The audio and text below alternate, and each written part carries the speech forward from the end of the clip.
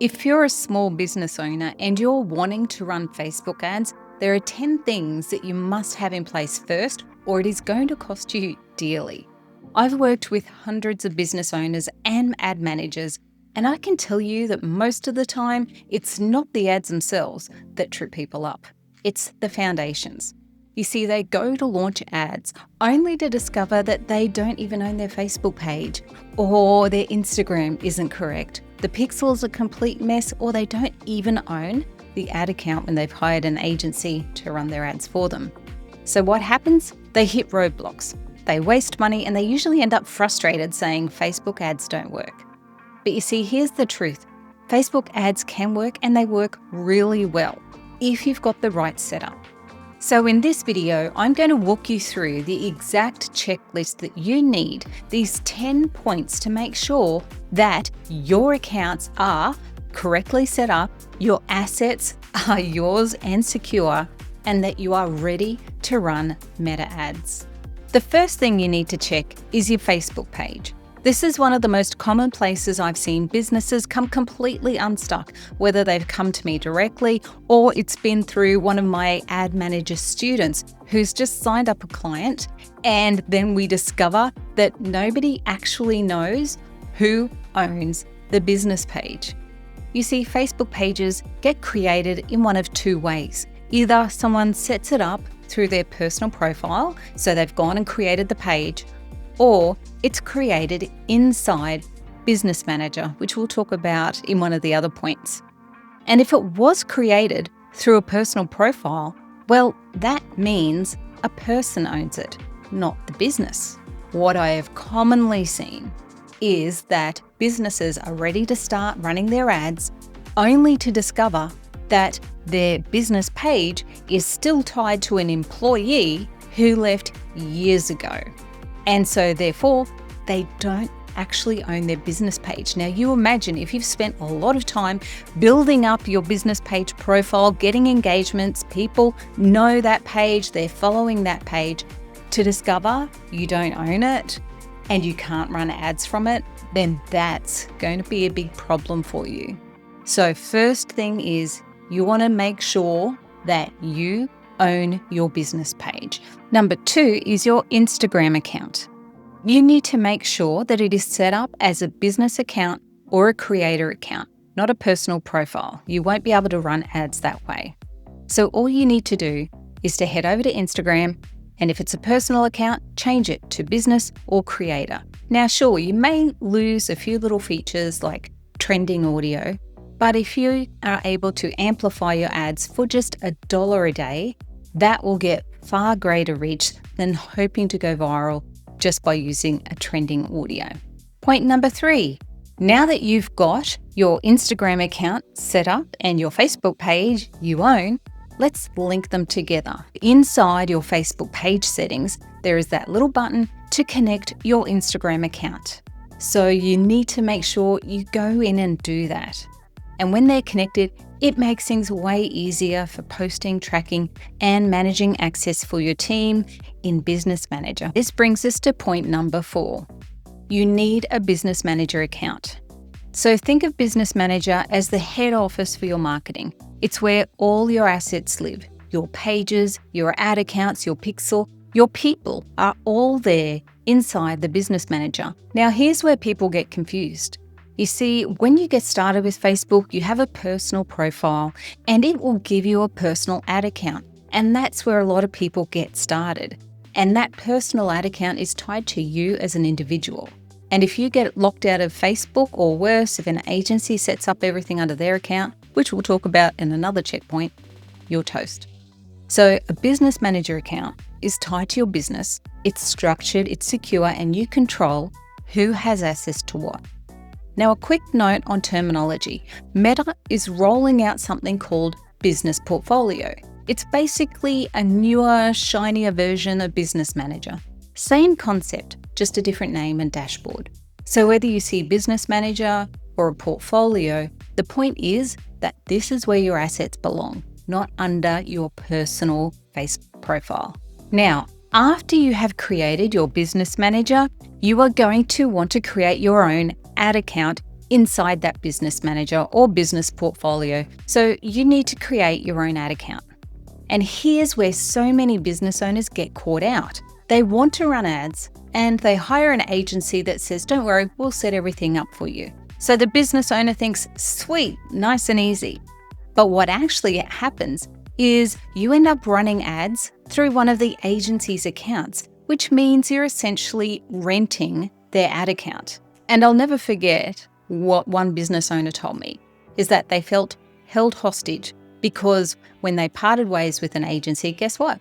They lost everything. Their ad history, all the data, all the information from people going to their websites that had the pixel on there, gone. They had to start all over again from scratch. Your ad account is an important part of your marketing assets. It's your data, your history, your insights. And so if you don't own it, you don't control it. So never rent. Always own your own ad account inside your business manager and keep it under your business's control. Now for point number 6 is your data set ID, or if you've been around for a while, you might know this as the Facebook pixel. Same thing, just a different name. Now, here's what you need to know about the data set ID or the pixel. You only need one per business. You do not need to create 2, 3, 10. I've seen that happen. Then you install that across all of your website assets. Even if you're not running Facebook ads at the moment, that data set being on your website is accruing a custom audience that you could retarget when you do start running your ads, or even create a lookalike audience of people who have been to your website. Now, once you've got your data set ID, connect it to your ad account in Business Manager so that you can select it when you want to run conversion ads, when people want to purchase, or for lead events if you've got people opting in or requesting quotes, for example. Now, my tip is that you give your data set ID the same name as your ad account, so you always know that this data set ID is connected to this ad account. So think of your data set ID as your tracking device. It's how Meta learns who's engaging with your business, and it'll help you to target better. Without it, you're basically running ads blind. With it set up correctly, your ads get smarter, your targeting gets sharper, and you stop wasting money guessing. Point 7, we are circling back to page ownership, because chances are your page was created under a personal profile. And what you're wanting to do is get that page into your business manager so that when you create ads, you can select that page to run ads from. Now, when you create a business manager, it's going to make you select a page that will be owned by the business manager. That can just be like a ghost page. So you can give it a name and just let it sit there and be a placeholder. When it comes to your business page, as long as you own it and everything is sorted from our first point in this video, you can request access to the page.